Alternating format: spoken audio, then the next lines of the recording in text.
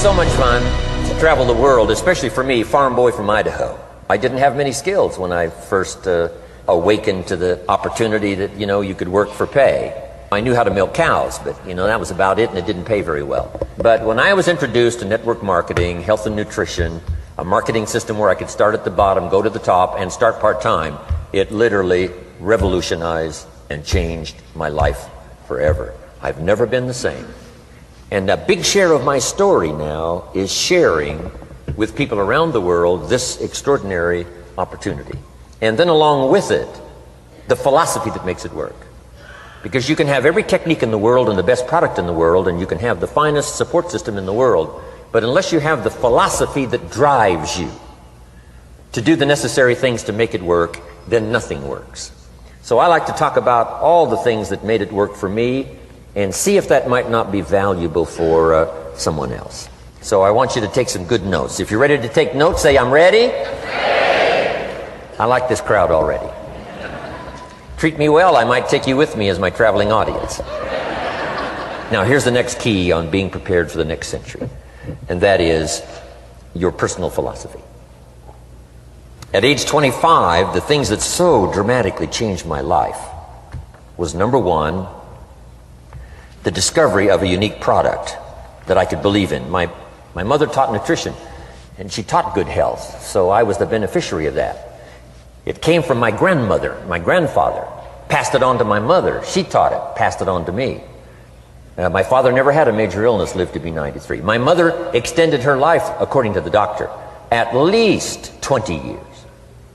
She should have died at least 20 years earlier than she did, simply because she stretched out those years by the study of good nutrition. I was an only child, and Mama studied and, mixed up all that stuff back then. She'd say, hey, me and Papa and her, she said, drink this stuff. If it don't kill us, I think it'll help, and we're gagging down this stuff. And Mama taught all of that, but the payoff was so incredible. I passed it on to my two daughters. They've never been ill. They passed it on to their children, my grandchildren. They haven't been ill. I mean, the study of good nutrition, paying attention, and being involved in the industry you're in, it's one of the best. So, that's so important. Your personal philosophy, what you believe in, that's going to carry you into the next century. Let me give you now some of the early philosophies that changed my life forever. I heard one of them in my introduction. Some of these philosophies have lived with me now all of these years. I've passed them on, and people have come back around saying, Mr. Rohn, 10 years ago, 20 years ago, 30 years ago, 35 years ago, I sat in your class and sat in your seminar, and those early things that you taught, I've practiced it and I'm doing it. A man not long ago showed me notes he took 23 years ago. And then he had me sign those notes. He said, I've used these notes to develop my life, my personal life, and my business life. And when he took those notes, he said, I was 18 years old. So, it's incredible. I'm so thankful for all these years. But now I want to pass it along to you. Some of the philosophies that changed my life forever. If you're ready, say, I'm ready. Ready. Here's the first one. Profits are better than wages. Once I understood that, I got rich. Profits are better than wages. Nobody taught me that in high school. I went to college for a year and a half. I never heard it. I'm 25 and broke. I'm not destitute. I'm broke. Too much month at the end of the money is broke. And I finally hear this philosophy. Profits are better than wages. Now here's the phrase that goes with it. Wages make you a living, which is fine. Profits make you a fortune, which is super fine. And you can live both fine and super fine. You've now got the mechanism and the ways and means to do that. Profits are better than wages. Guess what? I taught this in Moscow when I was teaching capitalism. The communists had it all wrong. They taught that capitalism was, a big company that oppresses its workers. I mean, it was absolutely ridiculous. They had mentally lost it when they came up with this ridiculous philosophy. Communism taught capital belongs to the state, not the people. And we taught all these years what? Capital belongs in the hands of the people, not the state. That's why, of course, kids should pay taxes, because they can be capitalists, and all capitalists should pay taxes. And it doesn't take much to start an enterprise that makes a profit. I teach kids how to have two bicycles, one to ride and one to rent. I mean, how long does it take? How long does it take to make a profit? I mean, a little ingenuity and you're on your way. So profits are better than wages. Capitalism better than communism. Communism said people are too dumb and stupid to know what to do with capital. So you must take capital away from all the dumb, stupid people and give it to the all-wise, all-knowing state. And let the state run everything. I mean, that was communism. And they devastated every country they touched. I've been to East Germany. It's taking $1 trillion just to clean up East Germany. They've already spent $500 billion. They got $500 billion more to go. I mean, every country they touched, and I've been in all of them, they devastated them all with their devastating philosophy. We teach capital belongs in the hands of the people. That's where the ingenuity is to bring goods and services to the marketplace. And I'm going to show you later the miracle of capitalism grassroots in America, which you're involved in. But once I understood this now, it was so incredible. Profits are better than wages. Now, when I first was recruited, I'm a distributor for this little product called Abunda Vita. And here's what my mentor said, Mr. Schoaf. He said, Mr. Owen, you can start this miracle working business part-time. You don't have to go full-time, you can start part-time. And he said, if you'll devote, to start with, let's say 10, 12, 15 hours a week, where you'll start making a profit, here's what you can now say. I'm working full-time on my job and part-time on my fortune. Because profits lead to fortune.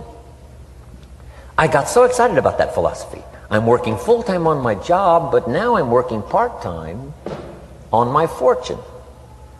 I found a way not only to make a living, you won't believe this, I found a way to make a fortune. Can you imagine what that's like then to get up in the morning? To go to work on your fortune? Not to go to work to pay the rent, which is okay, but a chance to go to work to make a fortune? And I said, right now I'm working part-time on my fortune and full-time on my job, but it won't be long until I'll be working full-time on my fortune. Can you imagine what life is going to be like?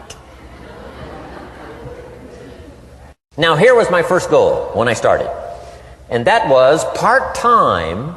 I wanted to equal on my profits part-time what I was earning on my full-time job. This is called the magic of part-time. It is so thrilling for people to start working the business part-time, because now you can work on profits, and it doesn't take very long. If you'll really concentrate on those 10, 12, 15 hours a week, it won't be long if you really do it right and learn some of the skills I'm going to talk about. It won't be long until you can be earning as much part-time working on your fortune as you are full-time working on your job. I did that in less than 6 months. Now I've got an incredible invitation. I found a way part-time to work on my fortune, and I'm making as much money at that as I am on my full-time job. Would you like to hear my story? It was incredible.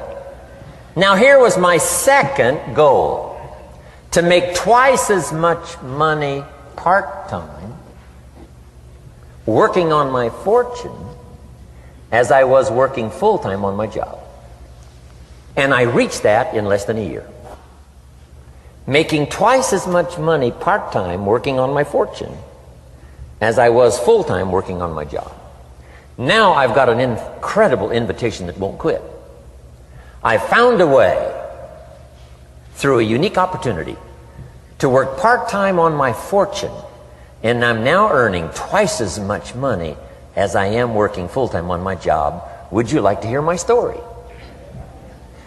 Do you imagine anybody would say, no, I don't care to hear your story? No. Everybody I said that to said, wow, yes, what are you doing? I said, I'm glad you asked. Let me tell you. Now, when I started making twice as much money part-time as full-time, here's my dilemma. I didn't want to go full-time. And why not go full-time? And the reason was because I didn't want to give up my electrifying story. Right? It was so powerful, nobody could resist the invitation to at least take a look. I didn't want to give it up, and I hung on for I don't know how long until it was, almost insane. And then finally, reluctantly, I gave up my full-time job. But now,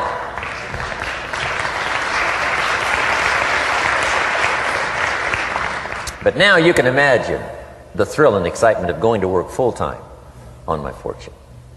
It was incredible. But I want you to jot down the magic of part-time. What does it take to really change a person's lifestyle? Not very much. An extra $1,000 a month, I'm telling you, will drastically change most American families' lifestyle. And that's why part-time is so valuable, because it very quickly changes a person's lifestyle. And here's what the change in lifestyle does. It's a great recruiting tool. One of the greatest recruiting attractions is the money you make part-time. Somebody said, "You've been on 3 vacations this year?" Says, "Yes, I got this little part-time thing going." Says, "What's that?" "You bought 2 new cars, one for you and one for her. How did you do that?" Said, "I got this little part-time thing going." Your kids have got all these new clothes? Yes. All this stuff is happening. What is it? An extra $1,000 a month. See, $1,000 a month full-time, nobody wants to hear your story. $1,000 a month part-time that starts to change your lifestyle, everybody wants to hear your story.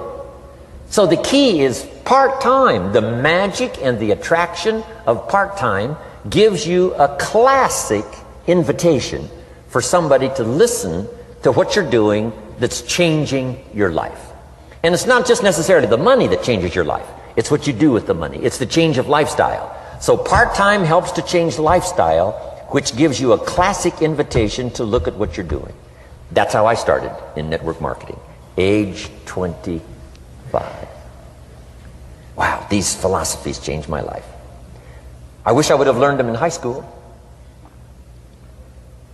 In high school, if they would have offered Wealth 1, Wealth 2, I'd have taken both classes. I wouldn't have waited until I was 25 and broke. Here's the next one. Philosophy that helped change my life. It's not what happens that determines your life future. It's not what happens that determines your life future. It's what you do about what happens. All of us are in like a little sailboat. And it's not the blowing of the wind that determines your destination. It's the set of the sail. So jot this phrase down. It's one of the best to understand. Kids need to understand it. The same wind blows on us all. The same wind blows on us all. The wind of disaster, the wind of opportunity, the wind of change. The wind when it's upside down, the wind when it's favorable and unfavorable. The same wind blows on us all. The economic wind, the social wind, the political wind. The same wind blows on everybody. The difference in where you arrive in 1 year, 3 years, 5 years, the difference in arrival is not the blowing of the wind, but the set of the sail.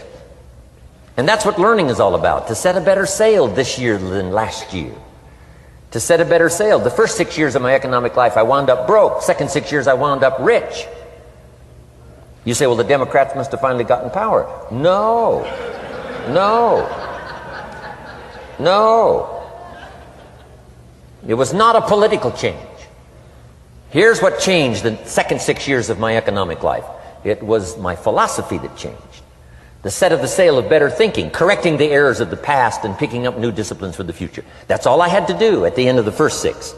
Correct the errors of the past and then pick up some new disciplines for the future. And my total life changed. The second 6 years was totally different than the first 6 of my working life. And guess who can do that? Anybody. Now, you can keep on the same path for the next couple of years as you have the past 2. But if you wish to, and maybe everything's okay for you and you don't need to, but if you need to make some changes, I'm telling you, you can start doing it today so that the next 2 years will be drastically different than the last 2. And anybody who wishes to do that can. And you can do it between ages 40 and 43. You can do it between ages 13 and 15. You can do it between ages 60 and 62. Any 2 years, any 5 years that you wish to drastically change from the previous 5, you can do it. If you wish to. Now, this isn't written. This is not a law. Here's what it's called: opportunity. But if you don't know you can change, if you don't know you can drastically change your income, change your future, change your health, change your marriage, change everything, if you don't know that, some people then go year after year after year after year not making much change simply because they didn't get to the class. They never read the book. They never went to the seminar. They never made the discovery. They didn't seek for the knowledge of how could I make my life better. And if you just rock along, I'm telling you it's okay. Anybody can live any way they choose, but I'm here to tell all of you that if you wish to, it's possible to make the next 3 years totally different than the last 3. And all you have to do is just a few things. So if you got that one now, it's not the blowing of the wind that determines your income. It's not the blowing of the wind that determines your fortune. It's the set of the sail. And that's why we gathered here today. Maybe I've got some ideas that'll help you with a couple of little things about setting the sail of your thinking that might drastically give you multiplied more benefit the next 3 years than you've gotten in the last 3. So it's not what happens. What happens to everybody. Chevron years ago brought me in to talk to management. They said, Mr. Rohn, you travel around the world and you're fairly knowledgeable. What do you think the next 10 years are going to be like? I said, gentlemen, I can tell you I do know the right people. So they all leaned forward and listened carefully. And I said, gentlemen, the next 10 years are going to be about like the last 10.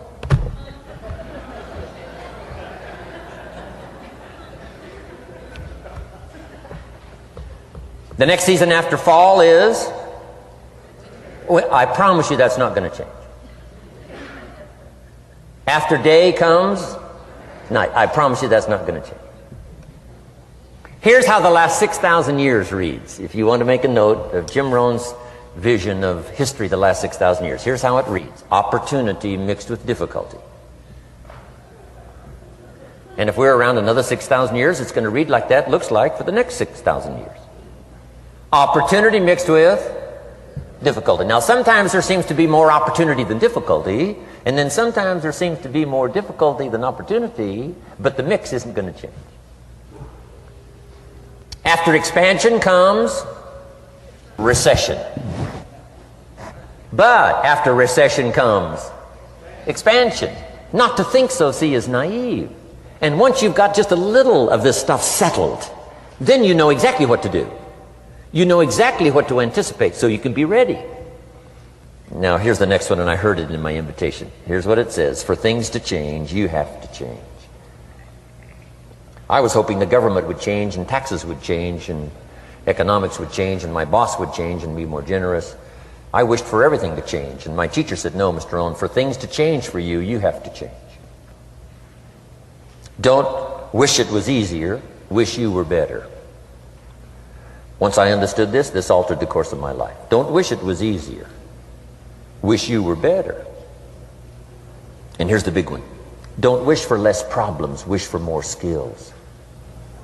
You don't need less problems. You simply need more skills. Don't wish for less challenge. Wish for more wisdom. Accept the challenge, because you can't grow without a challenge. You can't get rich without a challenge. You can't fly without gravity. You have to understand the challenge.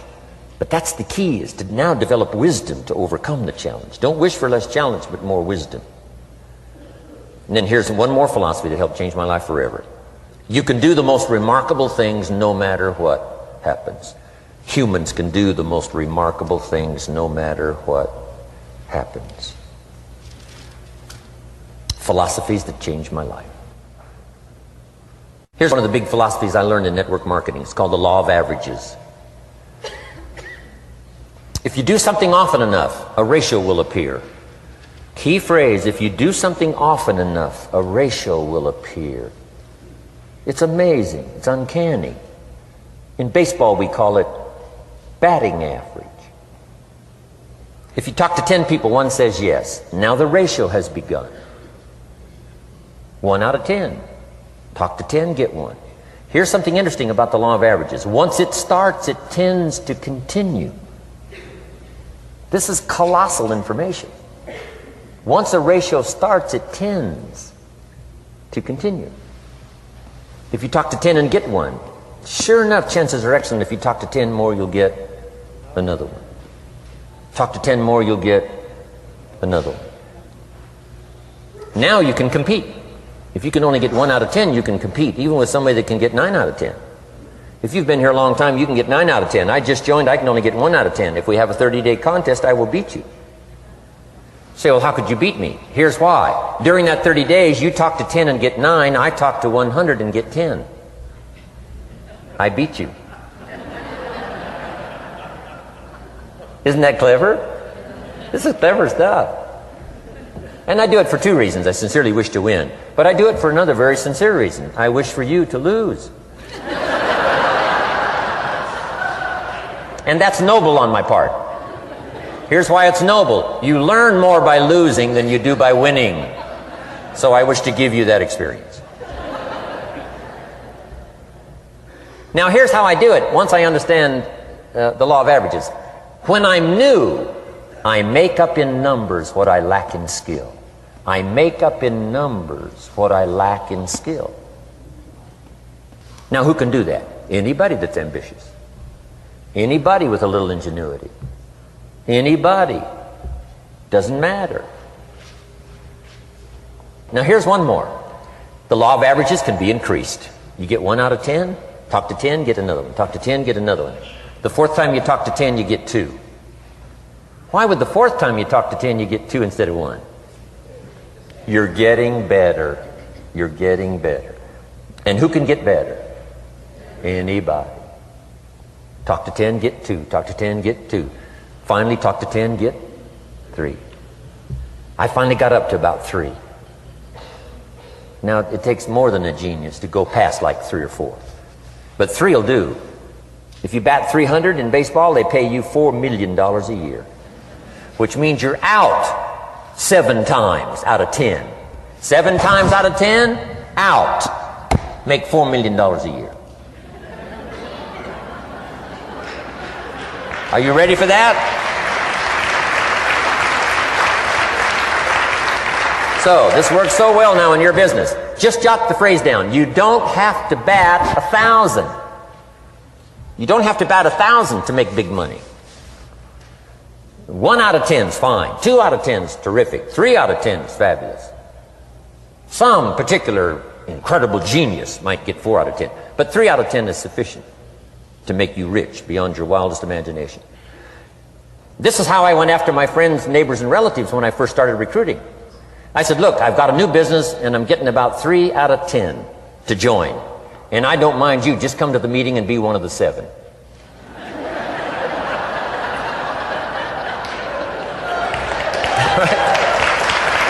Doesn't matter. You're my friend, you'll do me a favor. And so it's not important to me that you like it. It's not important to me that you join. It's certainly not important to me that you buy. It's just important to me that you listen. One of the reasons, though, I want you to hear the story is because a year from now, if I'm doing well, I don't want you to say, how come you never picked up the phone a year ago? I never got a letter, never got a call. You call me a friend? You're making all this money, you never picked up the phone. So I don't want that to happen. So for 2 reasons, I want you to see what I'm doing. So that a year from now, if I'm doing well, I can say, you know, I gave you the opportunity. But also, just as a favor, come and be one of the 7. It doesn't matter to me if you buy or join. But I need 10 to get 3. And if you're one of the 3, wonderful. If you're not, wonderful. It doesn't. It might matter to you. It might matter to you, but it doesn't matter to me. Now, it matters to me because we're friends, but it doesn't matter in terms of my averages. So if you decide to get rich, just learn the law of averages. You're off and running. Now, here's the second law that changed my life forever in network marketing. I learned the law of sowing and reaping. And in the law of sowing and reaping is also the story of the law of averages. Jot this down. The story of the sower comes from the Bible. I'm an amateur on the Bible, but this is such a useful story. Here's what the story says. And take the notes because the drama's in the details. The sower was ambitious. Evidently he was ambitious. When you read the whole story, you'll conclude, yes, this was an ambitious sower. Here was number 2. He had excellent seed. The sower who sowed the seed had excellent seed. And the excellent seed can be an excellent opportunity, an excellent product, an excellent story. So we've got an ambitious sower with excellent seed. But now here's the rest of the details of the story. For your information, for the drama of your life, so you can understand things better. Learning some of this is how I got rich by age 31. Okay. Number 1, it says the sower goes out to sow the seed, but the first part of the seed falls by the wayside and the birds get it. So jot this down. The birds are going to get some of the seed. The birds are going to get some of the seed. Now you say, well, Mr. Arnold, what does that mean? Well, I invite John to come to a meeting. He said he'd be there Tuesday night. Tuesday night I show up, John isn't there.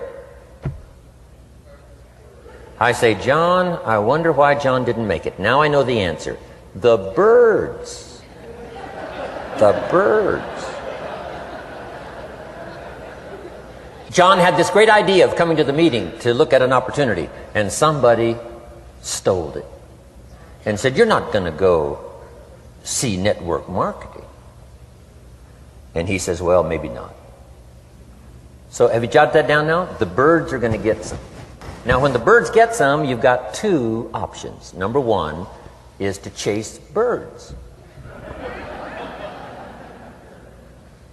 And say, well, let me get a hold of the person that talked him out of coming to the meeting. I'll tear him a new page. But I wouldn't do this. Here's what happens if you go chasing birds. You leave the field. If you go chasing birds now, you leave the field, which is going to distract from your future, not add. So you can't chase birds and try to straighten this stuff out.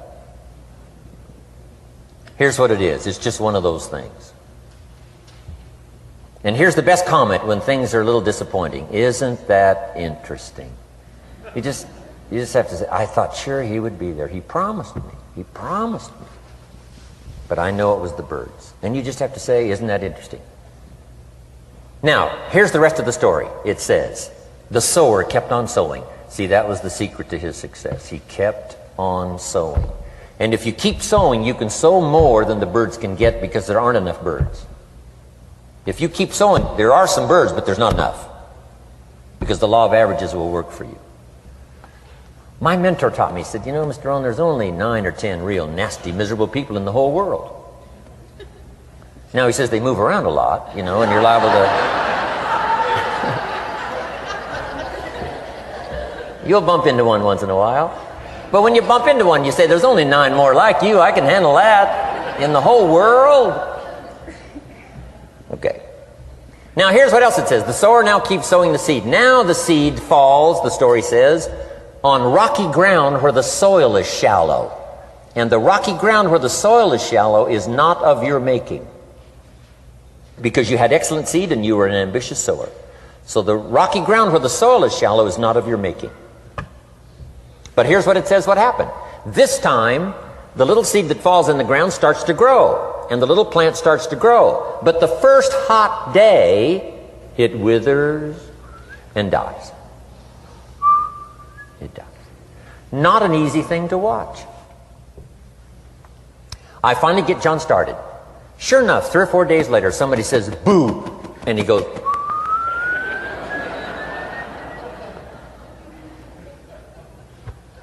He's gone.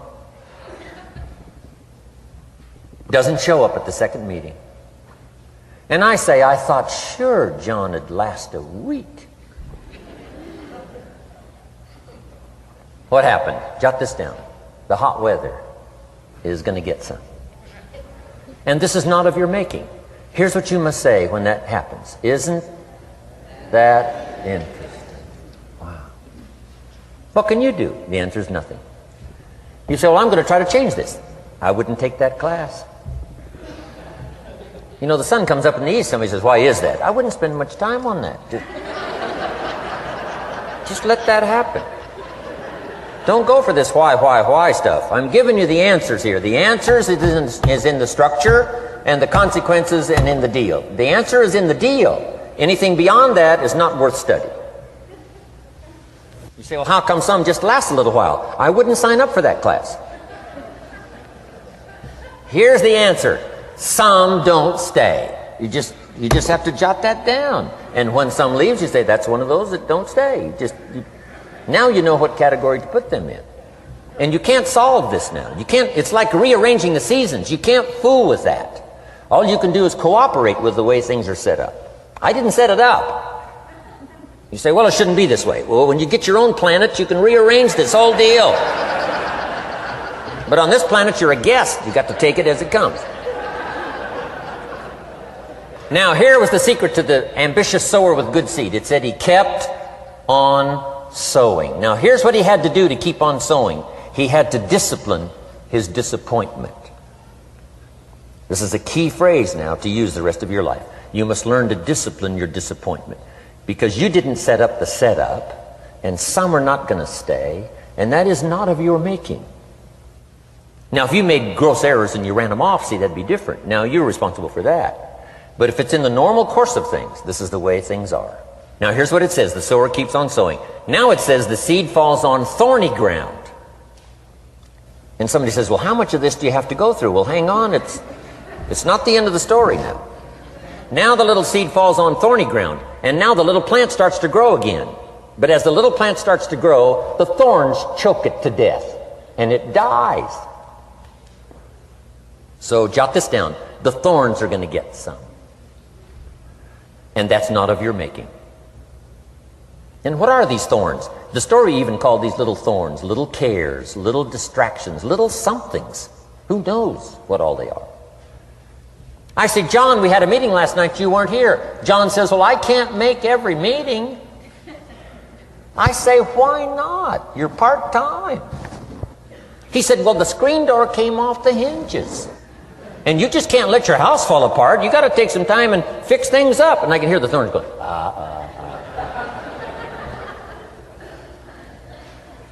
He says some extra trash had piled up in the garage. You can't let mountains of trash take over. You got to keep your trash hauled out. People who let little things cheat them out of big opportunities.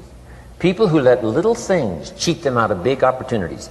And you feel almost helpless. What could I do about that? And that's nothing. And you say, well, why is this? I'm asking you not to sign up for that class. Don't sign up for these why is this class. It's just the way it is. Like winter following fall and spring following winter. So if you got that, the thorns are going to get some. But now here's the good news. Let's read the rest of the story now quickly. The sower now what? Keeps on sowing the seed, keeps on sharing the story, keeps on giving an invitation. Yes, the invitation can be more powerful for me as it was 1 year later than it was the first month. Because now I'm saying I'm making twice as much money part-time as I'm making on my full-time job. Yes, the story can be more powerful, but the law of average is still going to work. But now here's what the story said. Finally, the seed falls on good ground.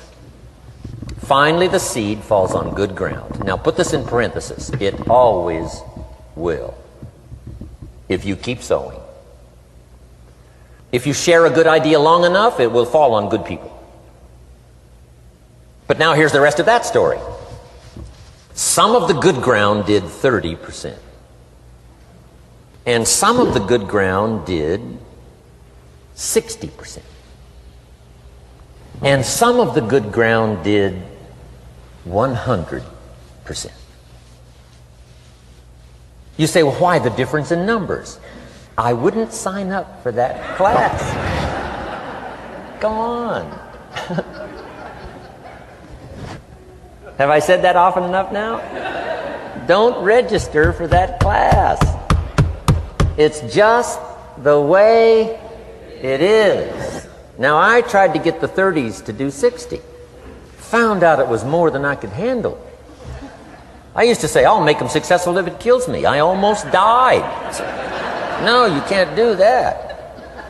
Here's what you do. Let the 30s do 30 to the best of their ability and keep doing 30, because that's how they build their lifestyle and get what they want out of life. And let the 60s do 60, and let the 100s do 100s. Now, how can you get some to do 100%? You got to go through all these experiences, and you got to talk to all these people. Let me quickly give you now a list of the skills that changed my life forever. Developing a new philosophy that I could do it in my network marketing experience now led me to developing new skills. Right, I knew how to milk cows, but didn't pay well. Here's the first skill I learned that changed my life. Getting a customer. Making a sale. And of course, sales for you is easy, right, because it's not technical. Right? The technical is all taken care of. You simply represent your product. If you share a unique product, talk about its merits, persuade someone that it's the best, they agree to buy, that's the simple art of sales. But in your business, here's what it's more like: sharing. Because using the product yourself, gathering some testimonials, you simply share that. So we're not talking like high-powered spacecraft technical skills here. It's simply sharing something you've discovered with someone else and doing it well enough to where they agree they would like to participate. Now here's what happened when I learned sales. It multiplied my income by 5. Now it didn't take that much because I wasn't doing that well in farm country. But it did multiply my income by 5. Sales. Getting customers. Laying that incredible foundation for an entrepreneurial career. So now I've got 2 skills. Milking cows and making sales. Here's the next one I learned that changed me forever. And that's recruiting. Introducing the business opportunity to new people. Learning how to give a good invitation. Learning how to give 2 kinds of presentation, formal and informal. And the third part of recruiting, of course, is following up. Once you start a new life, now you got to take care of it, like a new mother would take care of her baby. You don't start a new life and abandon it. You start a new life and nourish it like a mother and protect it like a father. You got to be both mother and father to a new person. Nourishment, ideas like a mother. Protection, help defend your new life against the encroachment of outside voices that would try to talk them out of it. So you got to be mother and father in this art of recruiting. We call it being a sponsor. And being a sponsor is like being a bridge, helping somebody from darkness to light, from skeptic to faith, from not knowing to knowing, from no confidence in themselves to starting to gain confidence. You're the bridge that helps people from the shadows to the sunlight. It's one of the most exciting positions to occupy in all of network marketing industry, is the bridge, helping people crossing the bridge out from discouragement into recognition. Being this bridge, that's what the recruiting magic is all about. You've got the answers. They've been looking for the answers. You've got the answers. And you help them cross this bridge. You see something in them before they can see it in themselves. You assure them that it's possible to be more than they are, therefore they can earn more than they've got, have more than they possess. This is one of the great arts in the world. And here's what's exciting about this art. It pays big money. Because now you operate a unique philosophy taught first in the Bible. John Kennedy taught it in his inaugural speech. Zig Ziglar's got one of the best ways to put it. And that's the secret to wealth. The secret to wealth and fortune. First taught in the Bible. Because the question was asked, how can we achieve greatness, great wealth, great power, great influence, great recognition, great self-esteem? How can we achieve greatness? The master teacher was asked. And here was his formula for achieving personal greatness. He said, find a way to serve the many. For service to many leads to greatness. For those that are interested. Some people aren't interested, but for those that are, service to many leads to greatness. Someone says, well, best I can do is just take care of myself, which is okay, but it doesn't lead to greatness. Somebody says, I got enough bills of my own, I can't worry about someone else's bills. That's okay, but it doesn't lead to greatness. Greatness is helping people pay their bills, you forget about yours. Because if you help enough people pay theirs, yours disappear. Help people with problems, your problems disappear. The key to greatness, the master teacher taught, is finding a way. Now, a lot of people would like to serve many people, but they don't have a way. And what's exciting about you and your business is you've now got the way. Whether you use it or not, it's up to you.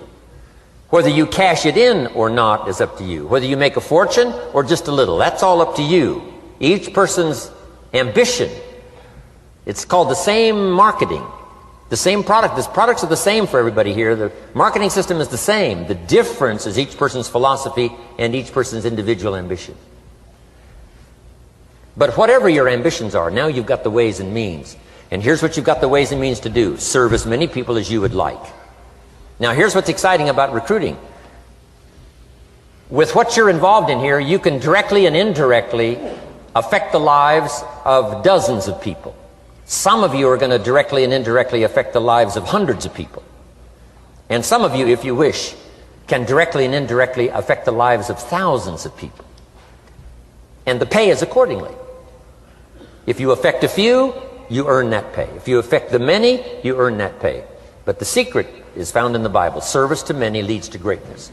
Now, John Kennedy said it in his inaugural speech. Here's what he said: don't ask. Don't we wish that was the current political philosophy? Where is John Kennedy and his philosophy? John Kennedy said, don't ask. That's important if you understand philosophy. He said, don't ask what the people can do for you. Don't ask what the country can do for you. Don't ask what the government can do for you. That's not how you get rich. That's not how you have high self-esteem. That's not how you get trophies to put on the mantle above the fireplace, asking what the people can do for you. Don't ask, he said, what the people can do for you, but ask, what could I do for my country? And the country means the people. What could I do for the people? I want trophies. I want recognition. I want high self-esteem. I would even like a chance to make a fortune. John Kennedy says it's easy. Don't ask what the people can do for you, but ask, what could I do for the people? Could I directly and indirectly serve many in my country? And now that you are participating in this program, the answer is yes. Now, Zig probably said it best. Zig's got some great stuff. Zig and I have been good friends for a lot of years. Zig says money isn't everything, but it ranks right up there with oxygen. Zig, you're right. Zig says, my dentist told me, Zig, only floss the teeth you want to keep. You know, forget the rest. But here, Zig is famous for this now. This is one of Zig's philosophies, and it goes right along with the other two, the Bible and John Kennedy. Here's what Zig says: if you help enough people get what they want, you can have everything you want. If you help enough people get what they want, you can have everything you want. Now, wanting everything you want, we call that self-interest. But it's okay to have self-interest if you do it in a positive way. By helping enough people get what they want, you can have everything you want. Now, you can accomplish all that by learning this next skill called recruiting. And I learned it, and it made me fortunes. So now I've got 3 skills: milking cows, making sales, and recruiting. Here's the next skill I learned that paid big money: organizing. Once you got a few, get them to work together, see, and that's magic. Getting people to work together is magic. Now, yes, it's challenging, like having some, several members of your family, getting them to work together is challenging, but it's magic. Getting husband and wife to work together is challenging, but it's magic when it happens. But everything magic is challenging. Just got to jot that down. Everything magic is challenging. But once you figure out the challenge and go for it, then the magic occurs. Let me tell you how magical people working together is. Let me quote the Bible again. It says, if 2 or 3 agree on a common purpose, nothing is impossible. Just try that on for your mental size. If 2 or 3 agree on a common purpose, nothing's impossible. Everybody's looking for a challenge. Here's what I teach, especially the kids. Here's the best challenge in the world. Let's go do it. Not you go do it. Let's go do it. If 2 or 3 of us decide on a common purpose to do it, nothing's impossible. Incredible. Working together, organizing. Now, when everybody's an independent, now it's a little more challenging. Like having kids, they've each got their own opinions. They've each got their own ambitions and desires. It's challenging. You've got a variety. But that's what makes life, the variety. And it is, in your business, it is challenging, getting people to work together. It's like herding cats. Sheep are easy, but you got to try cats, herding cats. But if you can possibly get it done, the power is so immense when you get people to work together. Here's one of the powers of working together: shared testimonials. If I've got somebody new and you're there and I'm there, I give them my testimonial, you give your testimonial. Maybe what tips the scales in getting me a new person is not my testimonial, but my partner's testimonial. Somebody I'm working with, their testimonial got them. Shared testimonials are so powerful. That's why working together is powerful. Now, working by yourself is okay. All this stuff is okay. Everybody needs to know, though, where are the advantages? And these are some of the advantages. I learned to organize, paid big money. Here's what I next learned to do: promote. Promotion now pays staggering money. Now the company comes up with what we call major promotions. Here's what you've got to come up with: the smaller promotions. The company comes up with major recognition. You've got to come up with small recognition for your people around you. The top 5. The company's got top 5. You've got your own top 5 in maybe 2 or 3 categories. Top 5, top 5, top 5. And those little recognitions, to reach certain levels in the company, you have to take major steps. But for you, recognition, let them take small steps. Here's one of the secrets of your kind of business: rewarding people for small steps of progress. Rewarding people. Sometimes it's just recognition, handshake, pat on the back. Mary, you're doing a fabulous job. And you figure out what those recognitions are. Small steps of progress. Guess what promotion pays if you learn it well? Big money. Getting people to do something they wouldn't ordinarily do by themselves. People will do some unique things by themselves, but if you can figure out a way to say, Mary, if you do this and this, she says, well, I'll go for it. Now, she wouldn't have thought of that on her own. Here's what works magic. It's better than money. Money's a bit unimportant. Here's what's important: ingenuity. The best place to wake up your ingenuity is what you're doing right now. Representing a unique product and getting customers, recruiting distributors, and promoting and all this stuff. Ingenuity. Figuring out a way. If it doesn't work this way, we'll work another way. I used my ingenuity, made a fortune. My ingenuity worked on doing all these campaigns: the spring campaign and the summer campaign and the winter campaign. This week we're going to recruit school teachers. How many of you got? How many of you got? This is school teacher week. School teacher month. I'd pick out a little category and say, let's go for it. And it doesn't matter what it is. Just dream up something so that somebody's got a little more objective to go for than just their own. Key phrase: we all need to belong to something bigger than ourselves. Because we furnish inspiration for what's bigger, and the bigger furnishes inspiration for us. I learned promotion and it paid big money. Here's next I learned: communication. How to conduct a meeting. I learned identification, logic and reason, attack and confess, solution. Simple deals on communication. Wasn't easy for me at first. I stood up to give my first presentation, my mind sat back down. Right? Y'all been through that? Opened my mouth, nothing came out for a while. But here's what I did. I did it again. Just jot that phrase down. I did it again. That's the secret to how I got here. 35, 40 years later, it's how I got here. I did it once, it was uncomfortable. That first presentation was so lousy, if I hadn't have been doing it, I'd have gone home. It was not that good. But here's the secret to how I got here. I did it again, and then I did it again, and then I did it again, and I did it again. I remember when I first decided to be a little more animated, right? And walk out away from the podium, right? Get out from just behind the podium. So I got out there, and then I thought, how do you get back? Whoa, I'm stranded out here. Remember those times? Doing something for the first time? But you learn quickly in your business, right? In your business, the guy stands up to give his first testimonial, and he's so nervous he forgets his own name, right? And 30 days later, he wants to give a 3-hour testimonial, right? You can hardly get him off the stage. So, learn communication. How to affect other people with words. That's the greatest art in the world to learn. How to affect other people with words. Key phrase: don't be lazy in language. If you learn to use the gift of your own language wisely, it can make you a fortune and build an incredible life. Here's 3 other things I learned. One is to train. Training people how the business works. And then I've used another word called teach. Train and teach. And only to say this: training people how the business works, teaching is how life works.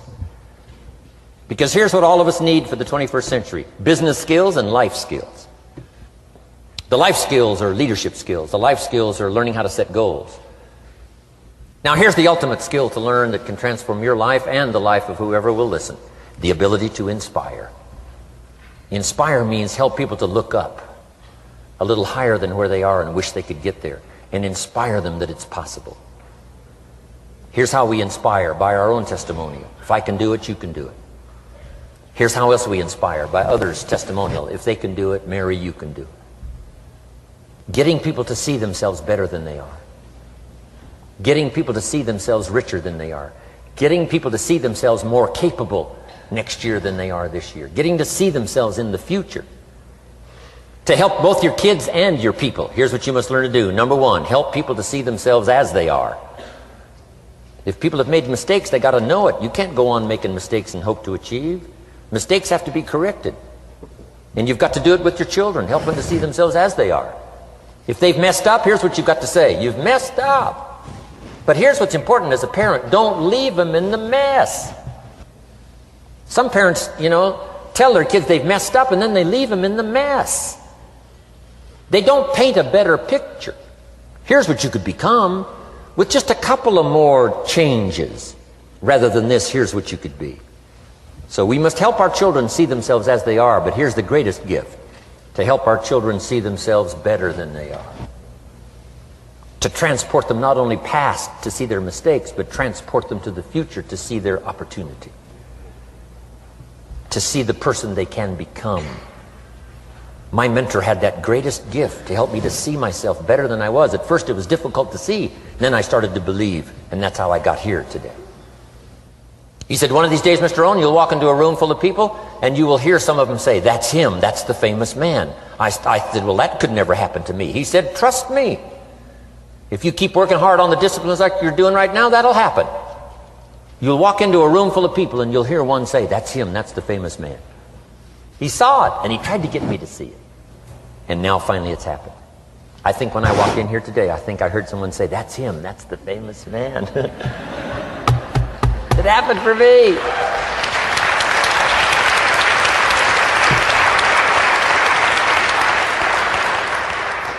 And if it can happen for me, it can happen for you. Just master these skills to inspire.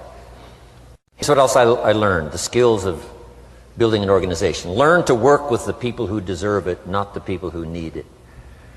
You must be like life itself. Respond to deserve, not to need. It doesn't say if you need, you will have a harvest. It doesn't say if you need a harvest, you'll have a harvest. It's not what it says. It says if you plant, chances are good you'll have a harvest. If you plant, you will reap. Not if you need, you will reap. So we must be like life itself. Respond to the people who deserve it by planting, by taking the first step. Even God himself says, if you move toward me, I'll move toward you. That's the condition. You move toward me, I'll move toward you, says the Almighty. Now he could also say, you don't move, I don't move. You say, well, that's arbitrary. Well, when you're God, you can set it up that way. Now, learn to work with the people who deserve it, not the people who need it. Now, here's what's the next step. Teach people how to deserve your time. Teach people how to deserve your attention. Teach people how to deserve a phone call. Say, Mary, you just take this one step and I take 2 steps. You take 2 steps, I take 5 steps. You don't step, I don't step. But this isn't hard now. You step, I step. You respond, I respond. You try, I try. You make a call, I back you up. Right? Learn to teach people how to deserve your time and your attention. Next, I learned to work by group more than individual. Here's why. 80% of the people do 20% of the business. So 20% of the people you can work with individual. 80% you have to work with by group. But group is very powerful, less confrontational. Then here's what's important for all of you to learn as a sponsor, helping other people. You can help 1,000, but you can't carry 3 on your back. You can help 1,000, but you can't carry 3 on your back. And I'm sure all of you have already gotten that experience, even though you've been here a short time. Some people will try to get on your back. That's where we got that expression, get off. That's where we got that. A guy discovered somebody on his back and said, what? I can't carry you, get. Now, if you're like some I see here, 6'4" and you weigh 300 pounds, you might carry one, and if you were really big enough, Kareem Abdul-Jabbar or something, you might carry 2,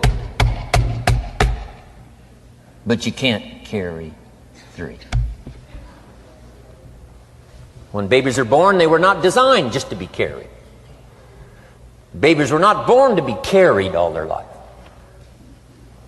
Someday you got to Try your legs. Someday you got to try your wings. Someday you got to try. Even if you fall down, you got to try, because you can't just crawl around all your life. You can't be carried all your life. So as quickly as possible, you can help 1,000, but you can't carry 3. Next, don't expect the pear tree to bear apples. I used to try to change everything. You can hang apples on a pear tree. I'm telling you, it won't help. You can put up a sign, this is an apple tree. Sure enough, come the season, pears. Here's what I learned. You cannot change people, but they can change themselves. You cannot change people, but they can change themselves. Incredible. Capital in your business isn't what matters. Okay, it's not the money that buys you a future. It's your skills that buy you a future. Money and no skills, and I'm telling you, you're still poor. Money and no ambition, where are you? Money and no courage, you're broke. A little bit of money and a whole lot of courage. That's all we need. I'm looking for people when I'm recruiting back in those days, and the money didn't matter. What mattered to me was somebody's willingness, somebody's ingenuity, somebody's willingness to try. Right? If they had $1 to invest, that was plenty for me. $1 and some ambition, and I can show you how to get rich, and it'll be one of the classic stories of the company. I go to recruit somebody, they say, I don't have any money. See, I've been looking for you for 6 months. Let me show you how to do it without any money. Because here's the rules of capitalism. Jot this down. You can either buy and sell, or if you're in certain circumstances, you can sell and buy. If you've got ambition. Now, if you haven't got ambition, we can't cure that, and money won't cure lack of ambition. But if you've got $1 and some ambition, I'll show you how to get rich. And even if you don't have $1, I'll show you how to get rich, because you can sell and buy. Somebody says, as soon as the product arrives, I'll sell it. Then you don't understand. You don't understand the magic of fortune if you say, I have to wait till it gets here to sell it. And you probably don't understand the value of your own story. Once I understood that, I knew I was going to be wealthy. That's why right in the beginning I started giving big tips. I knew I was going to be wealthy. Say, wow, this guy tips like a rich man. Say, that's right, he tips like a rich man. Even in the beginning, I tipped like a rich man, because I knew I was going to be rich. Wow. Isn't this fun? Yes. Jot these phrases down as I close. Number 1, the greatest value in life is not a bank account. The greatest value in life is not a car, a home to live in. The greatest value in life is this. Make a note. Living a good life. In the midst of all of our achieving and recruiting and building and growing, helping other people, being a part of society and the country and the world, being all of this stuff, here's what you must figure out all of your life: how to continually live a good life. So let me give you my short list. I'll cover the long list the next time I see you. Here's the short list on a good life. Number 1, productivity. If you don't produce, you won't be happy. Here's number 2, good friends. The greatest support system in the world is good friends. You got to work on that. Don't be careless here. Friends are those wonderful people who know all about you and still like you. Here's next, spirituality. I'm not asking you to be a believer. I am a believer that humans are more than an advanced form of the animal kingdom. I'm a believer that we're a special creation. I don't ask you to be a believer, but here's what I do ask. If you are a believer, here's what you must do. Study, practice, and teach. Whatever's valuable to you, study, practice, and teach. Repeat it after me now. Again. Study, practice, and teach. Here's why. It builds the foundation that builds the country, that builds the nation, that helps us to compete among the nations of the world in the 21st century. And this is one of those subjects: to study, practice, and teach. Next, my parents taught, don't miss anything. Don't miss the game. Don't miss the performance. Don't miss the show, the movie. Don't miss the words. We're all inspired by the words. Elton John says she lived her life like a candle in the wind, never knowing who to cling to when the rain set in. You can't miss those lyrics. You can't miss the music. You can't miss the songs that nourish the soul. You can't describe how brief and fragile life is much better than that. George Harrison, one of the Beatles, sings, "If not for you, the winter would hold no spring. Couldn't hear a robin sing. I just wouldn't have a clue if not for you." Wow.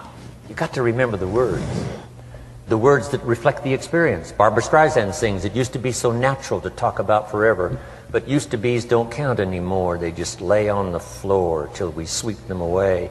You don't sing me love songs, you don't say you need me, and you don't bring me flowers anymore." Illustrative of all of our experiences. Winston Churchill said, "The truth is incontrovertible. Malice may attack it and ignorance may deride it, but in the end, there it is." You got to use that. Feast on someone else's comments. Because, see, you could stay up all night and not think of that.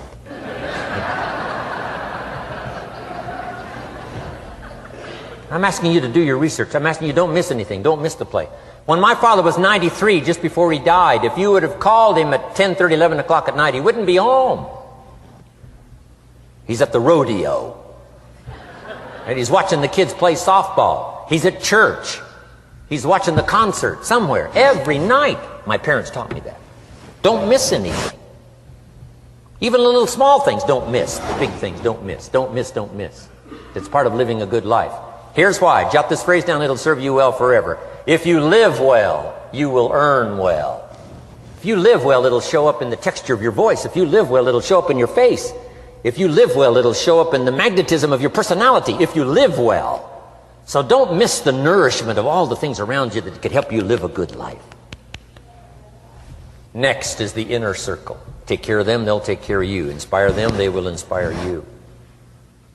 Nothing more valuable than the inner circle. That's where the power to conquer the world comes from, the inner circle. If a father walks out of the house and he can still all day long feel his daughter's kiss on his face, he's a powerful man.